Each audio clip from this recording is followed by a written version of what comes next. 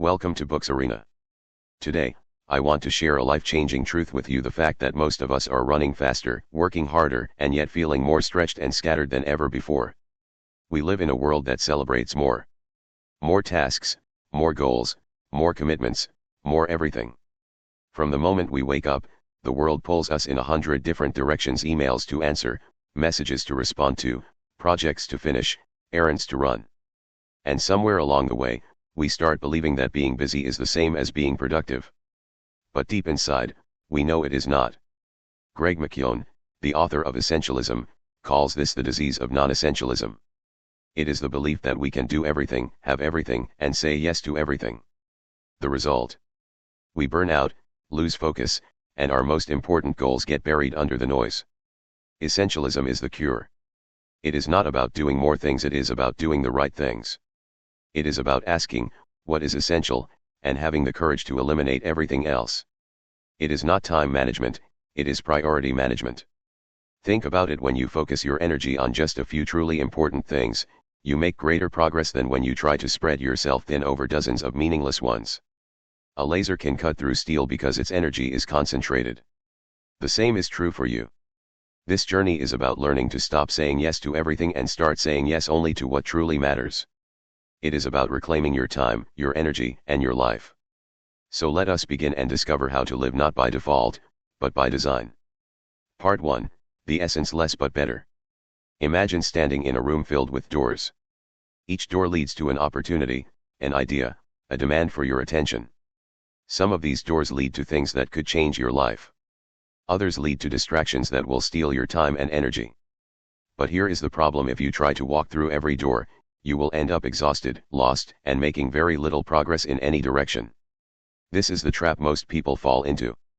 They believe that success comes from doing more projects, more commitments, more responsibilities. But in reality, success often comes from doing less, but doing it better. This is the essence of essentialism. Greg McKeown uses a simple image to explain this. Imagine drawing a small circle. Now draw arrows coming out from it in every direction. If you spread those arrows evenly, they go out only a short distance. But if you take all the energy and put it into one arrow, it goes far. That is what happens when you focus your time and effort on the most important thing instead of scattering it across the trivial many. Think of Steve Jobs returning to Apple in 1997. The company was producing dozens of products, many of which were failing. Jobs cut their product line down to just a handful of items: computers and devices he believed were truly great. By focusing on less, Apple created revolutionary products like the iMac, iPod, and eventually the iPhone. His philosophy was clear: deciding what not to do is as important as deciding what to do. Essentialism begins with a mindset shift. Instead of asking, how can I fit this in, you ask, is this the most important thing I could be doing? The non-essentialist tries to do everything, believing that saying yes makes them valuable. The essentialist chooses carefully, believing that saying no makes them focused and effective. One powerful truth here is that saying yes to one thing always means saying no to something else. Time is a finite resource. Every hour you spend on something unimportant is an hour stolen from what truly matters. If you say yes to endless meetings, you might be saying no to time with your family, to rest, to deep creative work. Essentialists understand this trade-off and make choices deliberately. Let me give you a real-world example. Warren Buffett, one of the most successful investors in history, attributes much of his success to focus. He once said, "The difference between successful people and really successful people is that really successful people say no to almost everything." Buffett spends most of his time reading, thinking, and focusing on a small number of investments he deeply understands. He does not chase every opportunity that comes his way. He chooses only the ones that align with his core strategy. Living as an essentialist also means you stop measuring life by how busy you are. Being constantly busy is not a badge of honor, it is often a sign of poor prioritization. Essentialists do not fill their schedules to prove their worth, they clear their schedules to make space for what truly matters. There is also an inner peace that comes with essentialism. When you stop trying to be everything to everyone, you release the constant pressure to keep up with the endless demands around you. You stop feeling guilty for not doing it all, because you know that doing less, the right less, is actually the smarter, more impactful choice. At its core, essentialism is not about getting more done in less time. It is about getting the right things done. It is about creating a life where every action you take moves you toward your highest priorities. The journey of essentialism begins with one simple but powerful question: what is essential? In the coming parts, we will explore how to answer that question and how to eliminate everything else that is standing in your way. Because once you understand the essence of essentialism, you stop living a life by default pulled by other people's agendas and you start living a life by design, directed by what truly matters to you. Part 2, Choose the Power of Choice. One of the most liberating truths in life is this: you always have a choice. It may not feel that way. Many people believe they are trapped by obligations, by work demands, family expectations, financial pressures, or social responsibilities. They tell themselves, I have to do this. I have no choice. But essentialism begins with rejecting that belief. You always have a choice. You may not control every circumstance, but you control your response. Greg McKeown emphasizes that choice is not just something we exercise occasionally, it is a skill, a muscle, and a responsibility. In fact, one of the most powerful ways to reclaim your life is to recognize that if you don't make conscious choices about where your time and energy go, someone else will. And that someone could be your boss, your friends, society, or even the endless pull of distractions. Let's consider an example. Rosa Parks, in 1955, made a choice that changed history. When she refused to give up her seat on a bus in Montgomery, Alabama, she wasn't just reacting, she was making a deliberate decision based on her values and what she believed was right. That single choice sparked the Montgomery bus boycott and became a turning point in the civil rights movement. One choice can shift the course of a life or even the world. In everyday life, we often give away our power to choose without even realizing it. We agree to meetings that drain us. We say yes to social events we don't actually want to attend. We take on projects that do not align with our goals because we are afraid to say no. But every time we do this, we surrender control of our own lives. Essentialists take ownership of their choices. They understand that choice is not just the privilege of the powerful, it is the birthright of every individual. Even when circumstances are tough, you can choose your priorities, your boundaries, and your focus. Greg McKeown uses a key insight here: if you don't prioritize your life, someone else will. That is why essentialists pause before saying yes. They ask, does this align with my purpose? Does this bring me closer to what truly matters? If the answer is no, they are willing to let it go without guilt. Choice also requires courage.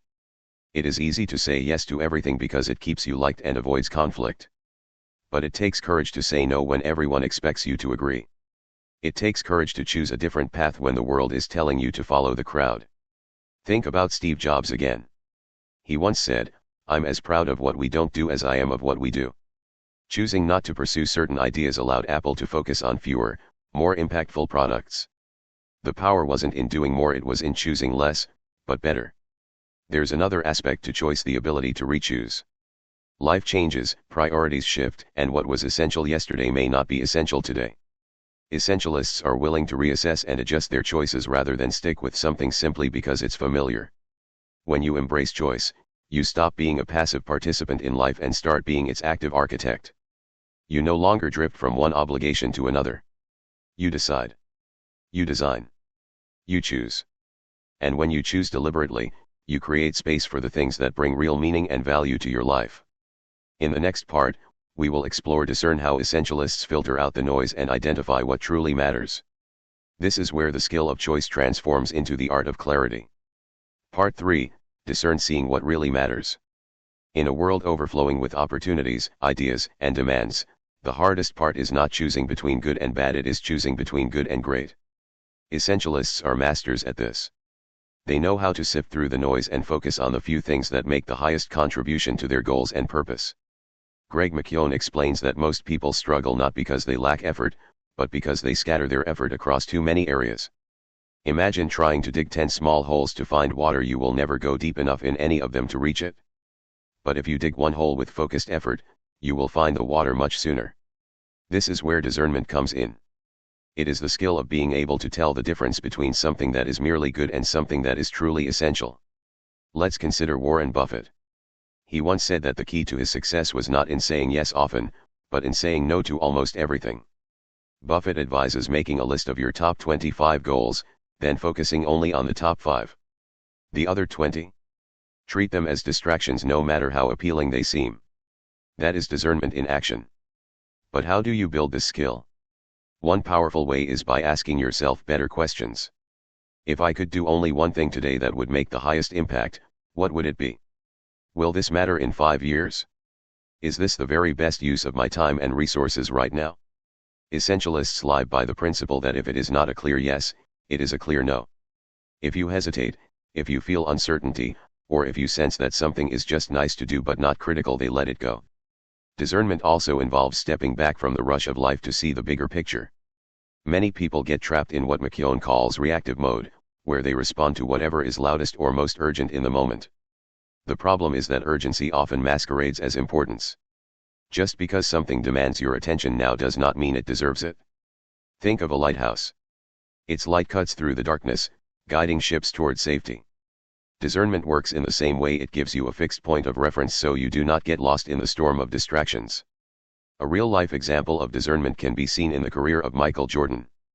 He was not just talented, he was deliberate about focusing on the skills and practices that made the biggest difference in his performance. While others experimented with various activities, Jordan honed the fundamentals relentlessly. He did not try to master everything, he mastered the essentials. There is also a trap here, the trap of almost essential. These are activities or commitments that seem valuable but actually dilute your energy. They feel important because they align with your values in some way, but they are not the most impactful. For example, you may think attending every single industry event will help you grow your career, but perhaps only 1 or 2 high-quality events per year truly make a difference. Discernment requires both logic and intuition. Logic helps you weigh options against clear criteria. Intuition helps you sense when something aligns with your deeper purpose. Essentialists listen to both. Ultimately, discernment is about protecting your most valuable resources, your time, energy, and attention, from being consumed by the trivial many. It is about giving yourself permission to ignore almost everything so you can give your best to the most important things. In the next part, we will explore trade-off, why saying yes to one thing means saying no to something else, and how essentialists embrace this reality instead of fearing it. Part 4, Trade-off, choosing what to go big on. Life is full of choices, and every choice comes with a cost. When we say yes to one thing, we are automatically saying no to something else. Yet, many people live as though they can have it all, every opportunity, every project, every event. The truth is, trying to do it all guarantees that nothing gets your best. Essentialists understand a simple but powerful truth: you cannot have it all, but you can choose to excel in what truly matters. They do not shy away from trade-offs, they embrace them. They see trade-offs not as losses, but as conscious investments. Think about it this way: imagine you have a bucket of water and multiple plants to water. If you pour a little water on each plant, none will thrive.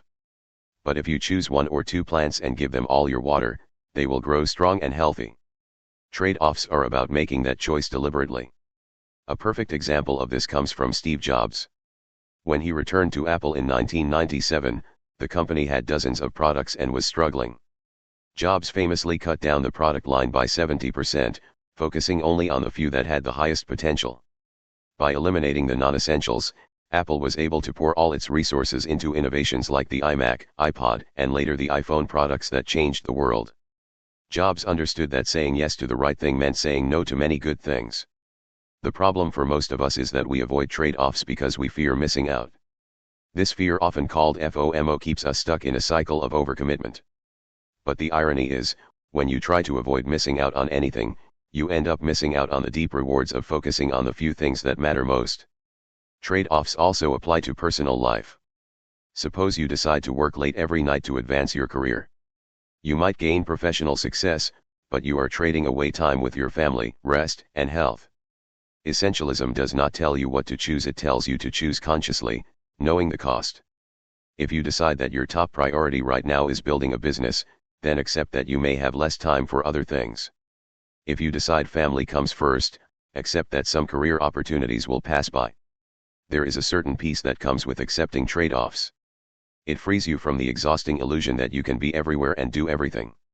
Instead, you start to channel your energy into fewer but better efforts.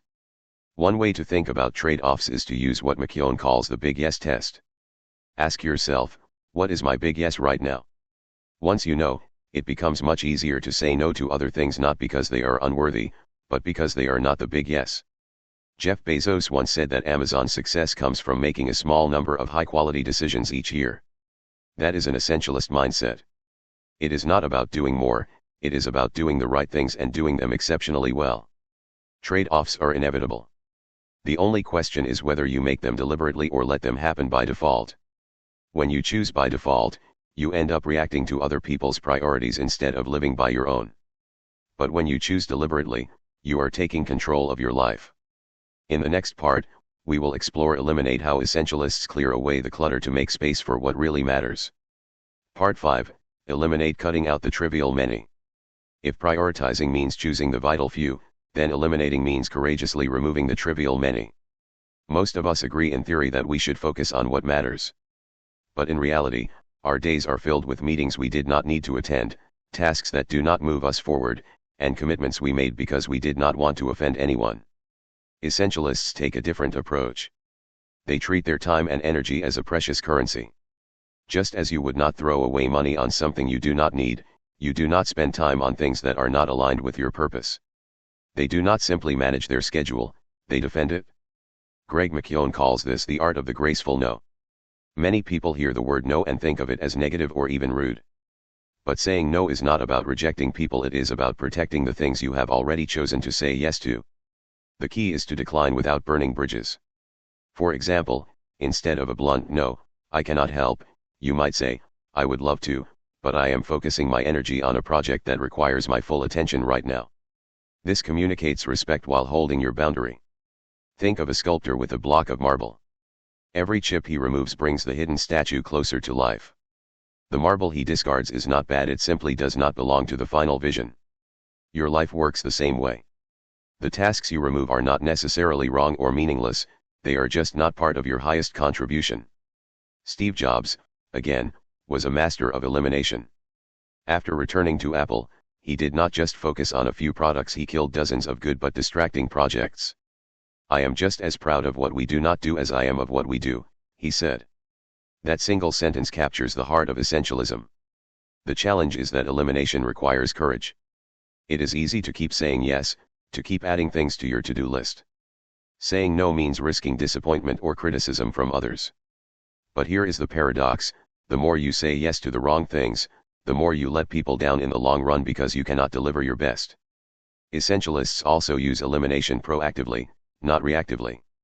Instead of waiting for their schedule to become overloaded, they regularly review their commitments and cut away anything that no longer serves their purpose. It is like pruning a plant so it can grow stronger.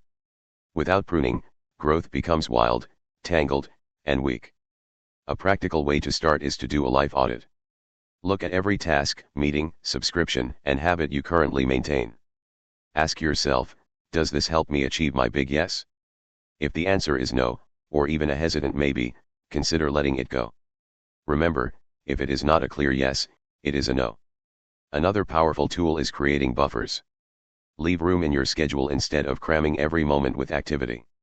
That extra space acts as a cushion for the unexpected, and it prevents you from slipping back into a reactive, overcommitted life.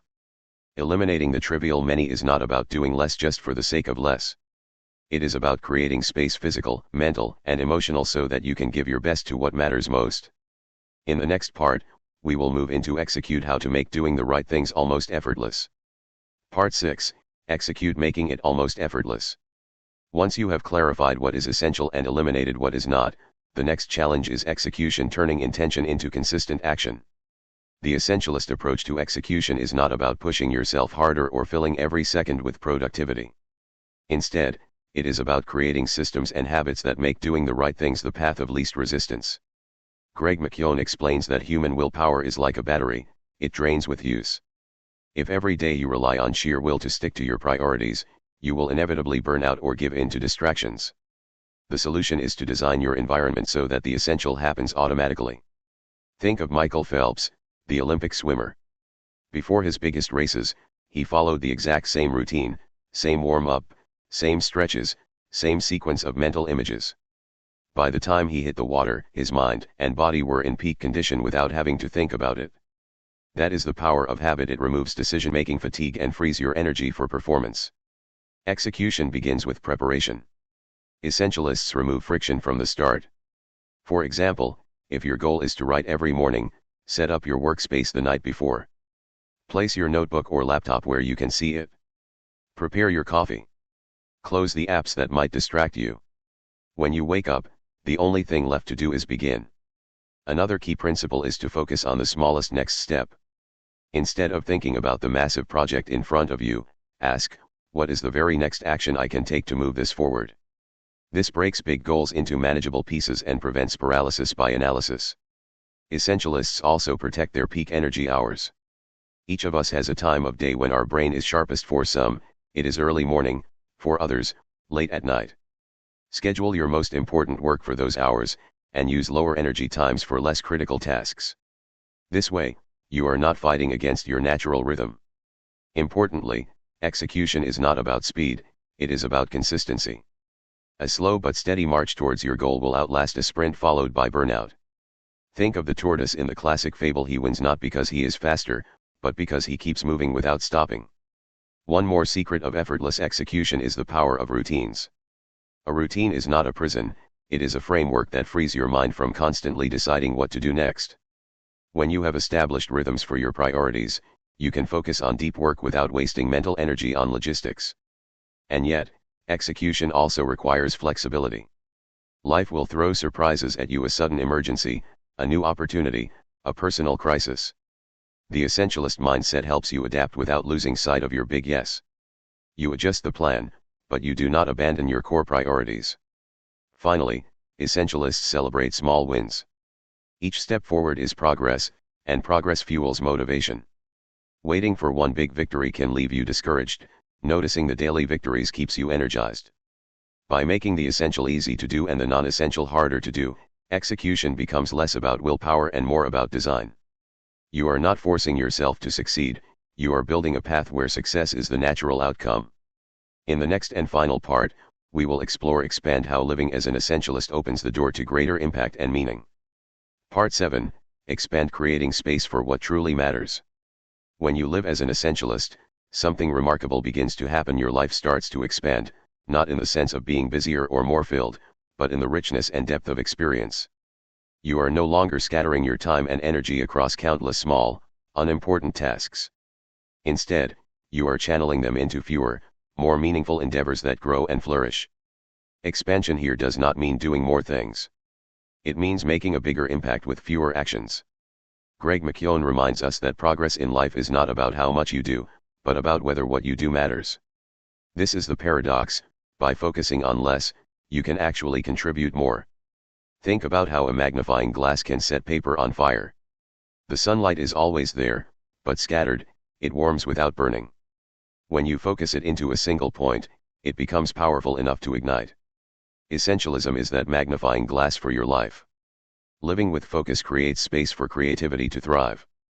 When your mind is not cluttered with dozens of half-finished commitments, you have the bandwidth to think deeply, to notice patterns others miss, to develop insights that require quiet reflection. This is why the most innovative thinkers often guard their time fiercely. They know that clarity and inspiration require room to breathe. Expansion also comes in the form of relationships. When you stop rushing from one obligation to another, you can be truly present with people. A deep, meaningful conversation with a friend becomes more valuable than a dozen shallow exchanges. You start to listen fully, without the itch to check your phone or hurry to the next task. This presence strengthens bonds and creates trust, something far more lasting than any quick networking opportunity. In an essentialist life, rest is not an afterthought, it is a foundation. Just as muscles need recovery after exercise, your mind and spirit need time to recharge. Rest gives you perspective. It keeps you from being reactive and allows you to act with intention. And in that rested state, you can take on challenges with clarity and confidence. The impact of essentialism ripples outward.